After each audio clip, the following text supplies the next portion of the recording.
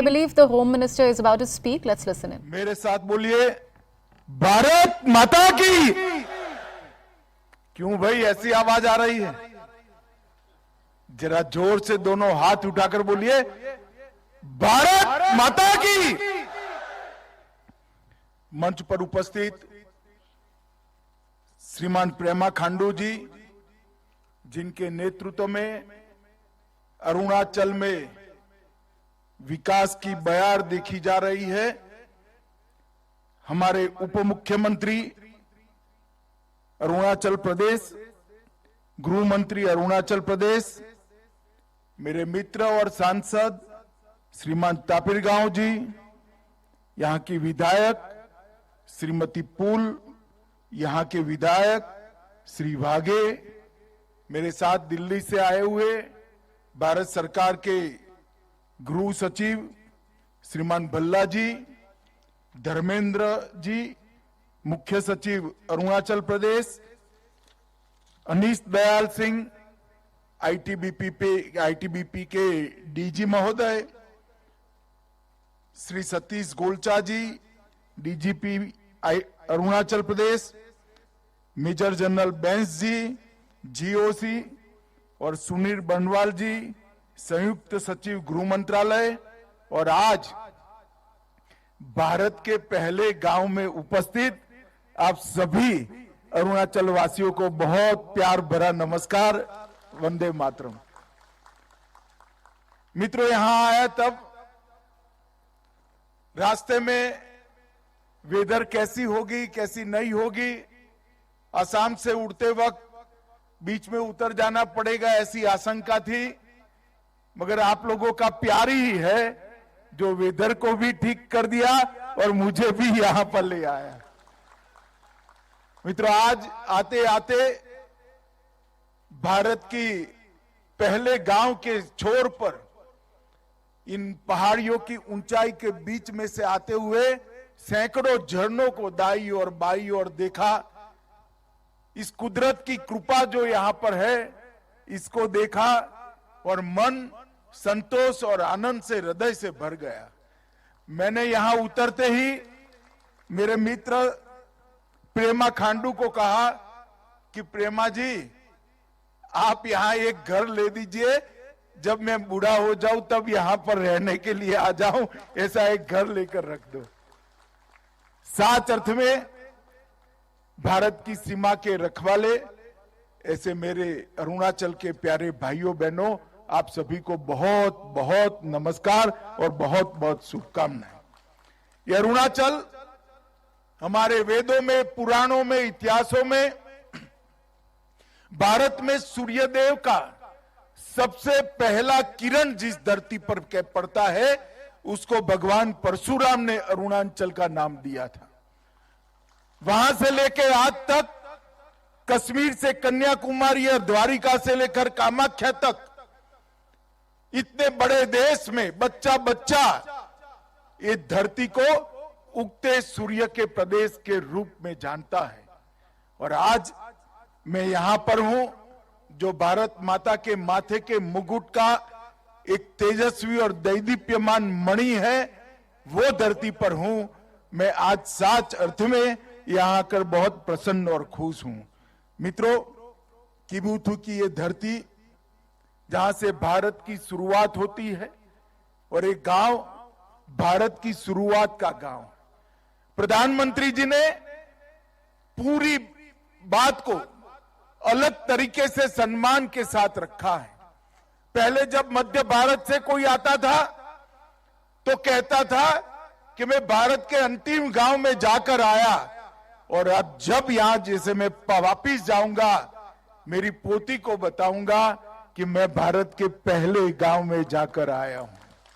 ये जो conceptual change है, ये दृष्टिकोण का जो बदलाव है, वो बदलाव माननीय प्रधानमंत्री जी के मन में सीमा पर कठिनाई का जीवन जीते हुए, हमारी देश की सीमाओं की सुरक्षा करते हुए, हमारे जवान, हमारी सेना के जवान, हमारे सीमा सुरक्षा अलग अलग बलों के जवान और यहां के नागरिक जो सीमा की सुरक्षा करते हैं, उनके प्रति आदर और सम्मान का एक दृष्टिकोण है। मैं यहां आया हूं तब सबसे पहले किबुतु में जो 62 की लड़ाई में हमारे 21 अक्टूबर 1962 को तत्कालीन कुमाऊं रेजिमेंट के 6 अधिकारियों ने यहां पर जो बहादुरी से लड़ाई लड़ी और जिस वीरता के कारण भारत की भूमि की रक्षा हो पाई, इस सभी को मन पूर्वक स्मरण कर कर श्रद्धांजलि देना चाहता हूं।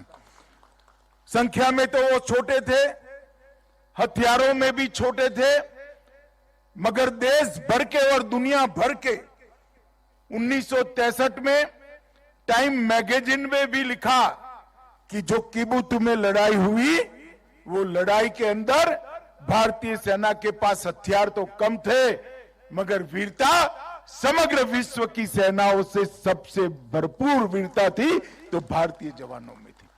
और मित्रों, आज पूरा देश निश्चिंत होकर सो रहा है, चाहे हमारी किसी भी सीमा हो, अरुणाचल का प्रदेश हो, लद्दाख का प्रदेश हो, कश्मीर हो या कोई भी प्रदेश हो, हम निश्चिंत होकर देश के मध्य भाग में, देश के उत्तरी भाग में सो रहे हैं। इसका कारण हमारे हिमवीर आईटीबीपी के जवान और हमारी थल सेना का पराक्रम और उनका त्याग और बलिदान है। उन्हीं के कारण कोई भी हमारी सीमा पर आंख उठाकर देख नहीं सकता। और आज हम गर्व के साथ कहते हैं, वो जमाने चले गए जब भारत की भूमि का कोई अतिक्रमण कर सकता था। आई 100 की सुई की नोक जितनी भूमि का भी अतिक्रमण कोई नहीं कर सकता, क्योंकि आईटीबीपी और भारतीय सेना यहां पर उपस्थित है। यहां पर 13,000 फुट की ऊंचाई पर कठिनाई के साथ अपने युवानी को बिताते हुए, अपने परिवार से दूर, बूढ़े माँ बाप और छोटे बच्चों के से दूर रहकर देश की सेवा कर रहे वो सभी जवानों के त्याग, बलिदान, शौर्य और उत्साह को और देशभक्ति को मैं 2 हाथ जोड़कर प्रणाम कर कर मेरी बात की शुरुआत करना चाहता हूं। मित्रों, अरुणाचल में जब भी मैं आता हूं तब हृदय देशभक्ति से भर जाता है, क्योंकि कोई भी अरुणाचल वासी सामने मिलता है तो नमस्ते नहीं कहता है, वो जय हिंद बोलकर एक दूसरे का अभिवादन करते हैं। और यही जो जज्बा है आपका, इसने भारत के साथ अरुणाचल को जोड़ कर रखा है। 1962 की लड़ाई में यहां से जो कोई भी अतिक्रमण करने आया था, उनको वापिस जाना पड़ा। इसका कारण आपकी देशभक्ति है। और पूरा देश अरुणाचल वासियों की देशभक्ति को बहुत मन के साथ सलाम करता है, सैल्यूट करता है। और मैं भी अरुणाचल वासियों की इस देशभक्ति को प्रणाम कर कर मेरी बात को आगे बढ़ाना चाहता हूं। मित्रों, आज यहां पर इस गांव में वाइब्रेंट विलेज में समाया गया एक गांव है, चाहे किबुतु हो चाहे कुहा हो, ये सभी गांव एक जमाना था। 10 साल पहले चिंता हो रही थी कि गांव खाली यार हो रहे हैं, परंतु मोदी जी ने इस गांव के अंदर विकास को पहुंचाने का काम किया। अभी मैं आते वक्त देख रहा था, महिला सेल्फ हेल्प ग्रुप की बहनों ने बनाई हुई चीजों को सभी बहनों को रोजगारी मिले, इसके लिए भारत के सबसे पहले गांव पर, सीमा के सबसे पहले गांव तक रोजगारी पहुंचाने का काम ये भारतीय जनता पार्टी की नरेंद्र मोदी सरकार ने किया है। और मोदी जी अब जो वाइब्रेंट विलेज कार्यक्रम लेकर आए हैं, उत्तरी भूभाग की सीमा 4 राज्यों और एक यूटी के 19 जिले, 46 ब्लॉक और 2967 गांवों में ये वाइब्रेंट विलेज कार्यक्रम शुरू हो रहा है। इसका पहला हिस्सा 662 गांवों में और 46 ब्लॉकों में शुरू होगा। लगभग 1,42,000 की आबादी, 1,82,000 की आबादी इसकी लाभार्थी होगी। 2022 से लेकर 2026 तक 4800 करोड़ रुपया खर्च किया जाएगा। 11 जिले, 28 ब्लॉक और 1451 गांवों को प्रथम स्टेज में, जो प्रथम हमारा चरण है, प्रथम चरण में समाहित किया गया है। इसमें 3 स्तर पर गांवों के विकास की काम है। सबसे पहले गांव के व्यक्ति का विकास। जब तक व्यक्ति का विकास नहीं होता तब तक गांव खाली होना बंद नहीं होगा। हर गांव में बसे हुए, हमारे वाइब्रेंट विलेज में बसे हुए हर व्यक्ति की सुविधाओं की चिंता भारत सरकार करेगी, अरुणाचल सरकार करेगी। विभिन्न योजनाएं जो हैं, चाहे बैंक अकाउंट खोलना है, चाहे बैंक पहुंचानी है, चाहे बिजली पहुंचानी है, चाहे शौचालय पहुंचाना है, चाहे घर के अंदर गैस पहुंचाना है, चाहे रोजगारी देनी है, ये सभी योजनाओं में 100% पूर्तता ये 3 साल के अंदर हम वाइब्रेंट विलेज के अंदर कर देंगे। इसका मतलब ये सीमावर्ती गांव में एक भी घर ऐसा नहीं रहेगा जहां जल नल से नहीं पहुंचेगा, जहां बिजली नहीं होगी, जहां गैस का सिलेंडर नहीं होगा और जहां पर रोजगारी के लिए अनेक प्रकार के नए कार्यक्रम शुरू नहीं किए होंगे। यहां पर सस्ती दवाइयां भी मिलेगी, सस्ता चावल भी आप तक, मुफ्त चावल भी पहुंचाया जा रहा है। ये सारी योजनाओं की 100% पूर्तता इस वाइब्रेंट विलेज के अंदर होगी। इसके साथ साथ वित्तीय समावेशन और आर्थिक अवसरों को बढ़ोतरी देने का काम भी होगा। फिजिकल और डिजिटल दोनों कनेक्टिविटी से गांव को बाकी के भारत के हिस्से, बाकी के अरुणाचल के हिस्से से जोड़ने का काम होगा। एनर्जी सिक्योरिटी को, एनवायरमेंट की सिक्योरिटी को भी सुनिश्चित किया जाएगा। पर्यटन और स्थानीय संस्कृति और स्थानीय भाषा को भी इसका संरक्षण और संवर्धन करते हुए ये गांवों को एक 100% रूप से अपनी संस्कृति की रक्षा कर पाए, इस प्रकार के गांव हम बनाएंगे। इसका दूसरा लक्ष्य होगा पलायन रोकना। यहां पर रोजगारी की सारी सुविधाएं हम खड़े होंगे। निर्जन गांवों में पुनर्वास होगा।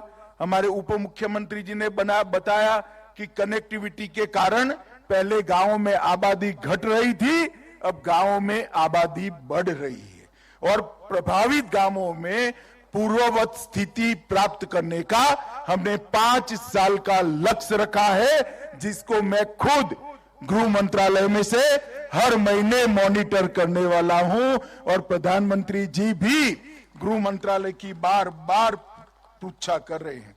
और इसके साथ साथ तीसरा लक्ष्य है सीमावर्ती गांवों की मूलभूत infrastructure.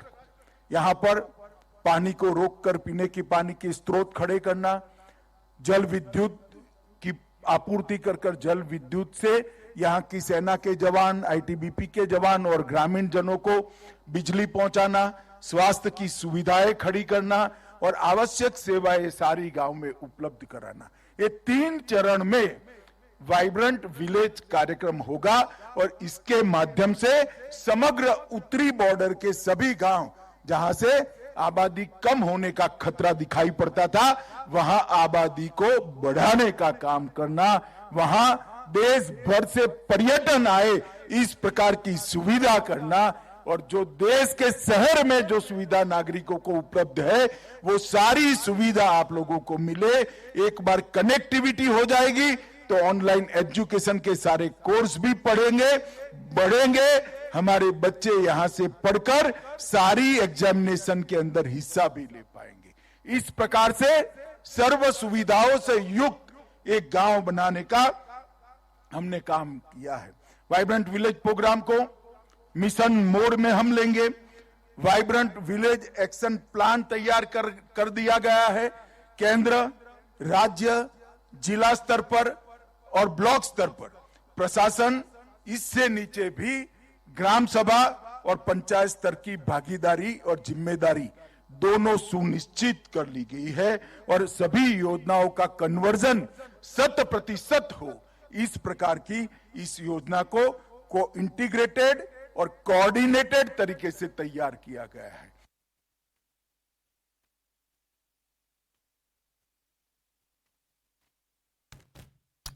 Union Home Minister in Arunachal Pradesh, very soon he is going to be visiting Kibitu. Remember, this is a key village near the line of actual control, something that is much talked about amid the border row along with China, where China has very recently gone on to rename territories along the line of actual control.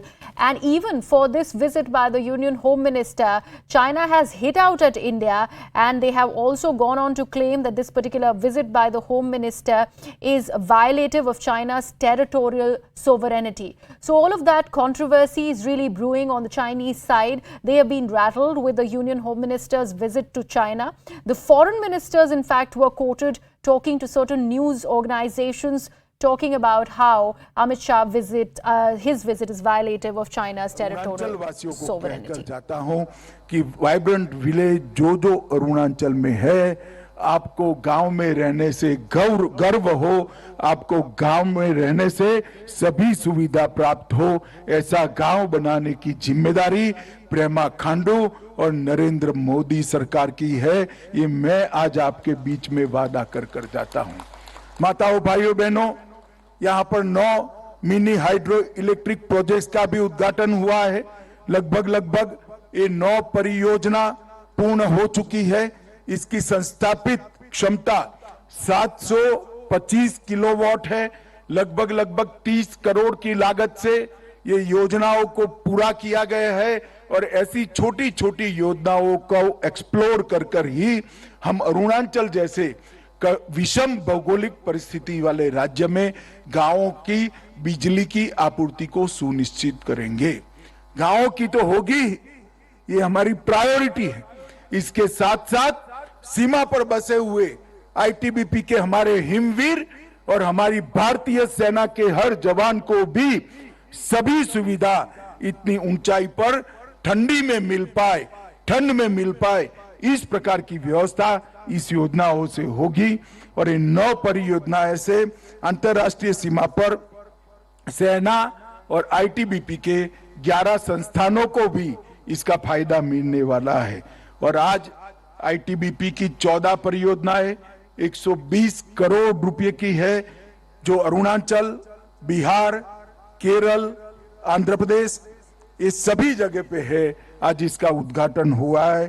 क्षेत्रीय मुख्यालय, जवानों के लिए अच्छे barrack, mess, MI room, आवासीय भवन, ये सभी सुविधाएं इससे बढ़ने वाली है।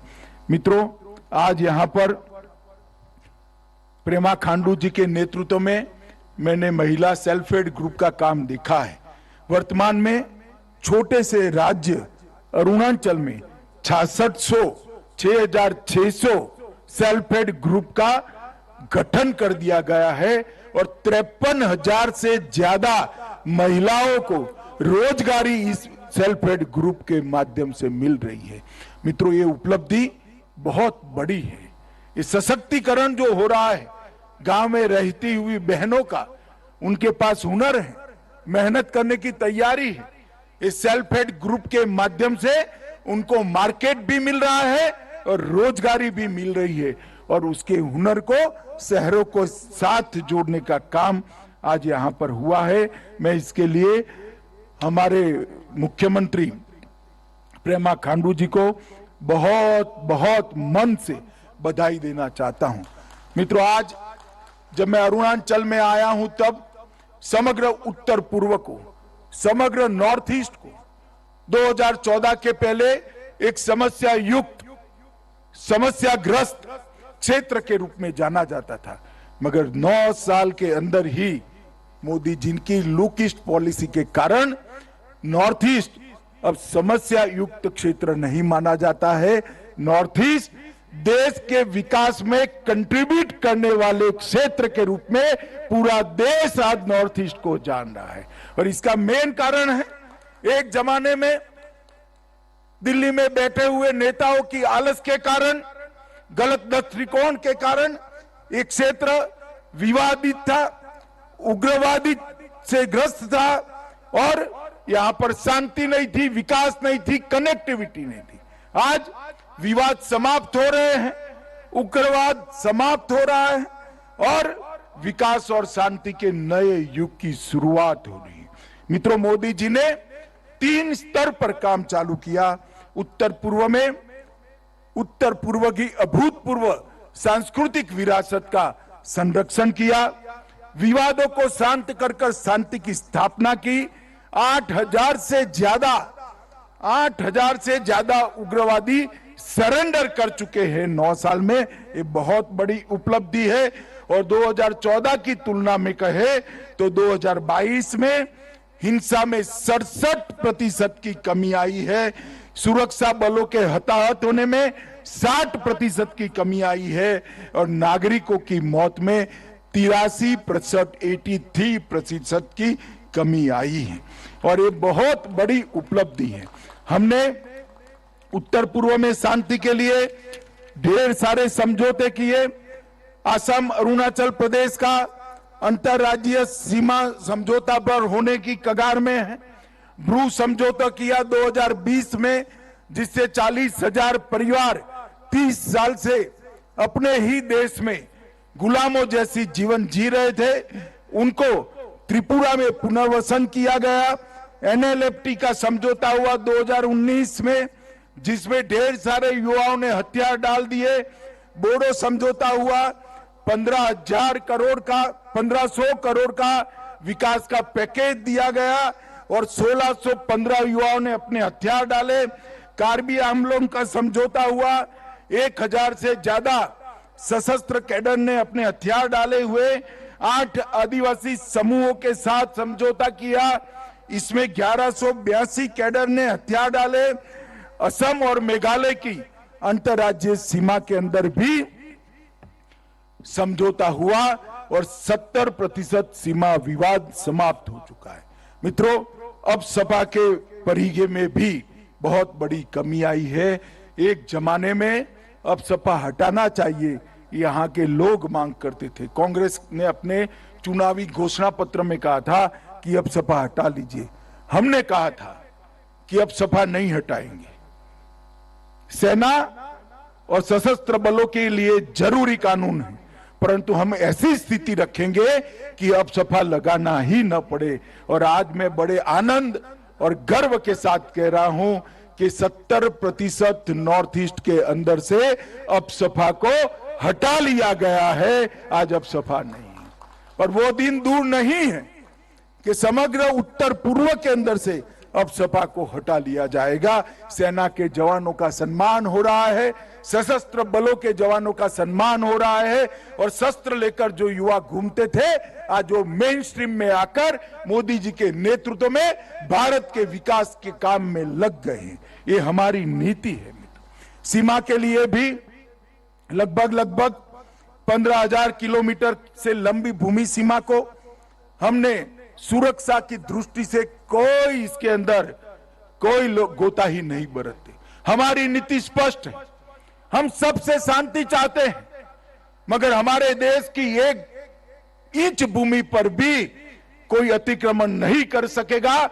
हमारी सेना और हमारी सीमा इसके सम्मान के साथ कोई समझौता नहीं कर सकेगा। ये हमारी सरकार की नीति है, नरेंद्र मोदी सरकार की नीति। और इसके कारण हमने सीमाओं की सुरक्षा को ही राष्ट्र की सुरक्षा माना है। इसके आगे और कोई संदेश हो नहीं सकता। सीमा की सुरक्षा ही राष्ट्र की सुरक्षा होती है। इसलिए सीमा पर इंफ्रास्ट्रक्चर को नरेंद्र मोदी जी ने अपनी प्रायोरिटी में रखा है। 2014 से 2023 तक 547 किलोमीटर की बॉर्डर फेंसिंग का काम पूरा कर लिया गया है। 1100 किलोमीटर से ज्यादा बॉर्डर रोड का निर्माण किया है। 1057 किलोमीटर पर फ्लड लाइट लगाने का काम हुआ है। 468 बॉर्डर ऑब्जर्वेशन पॉइंट BOPs लगाने का पोस्ट लगाने का काम भी पूरा हो गया है। और मैं इतना ही कह सकता हूं कि सीमा के इंफ्रास्ट्रक्चर के डेवलपमेंट में कांग्रेस ने 12 टर्म में 12 बार उनकी सरकार आई, इसमें जो काम नहीं किया वो मोदी जी ने सिर्फ 2 टर्म के अंदर कर कर दिखाया है।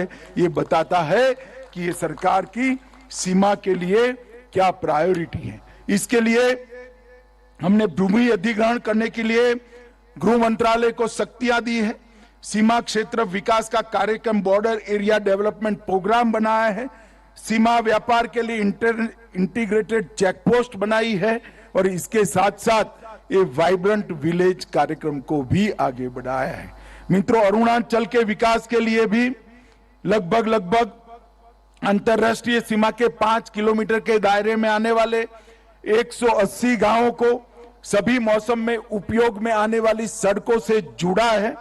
1859 किलोमीटर लंबे अरुणाचल फ्रंटियर हाईवे नाफरा से विजयनगर तक इसका काम शुरू हो गया है और पिछले कुछ वर्षों में सीमावर्ती क्षेत्रों में 2500 किलोमीटर सड़कों का निर्माण कर 252 बस्तियों को जोड़ा गया है।